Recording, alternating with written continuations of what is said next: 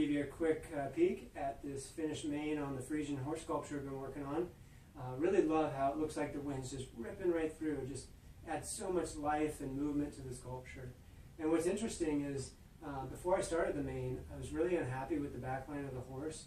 I thought I had made a mistake. It was disproportionate, and I was discouraged. And God just reassured me and just said, if you just trust me in the process, I'm actually going to use what you thought was a mistake to be a driver to take you to creative places that you wouldn't have otherwise gone.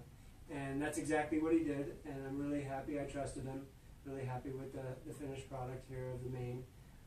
The next step is to build a stand for the horse so I can rotate it and put the tail on. So I'll catch up with you when that's done.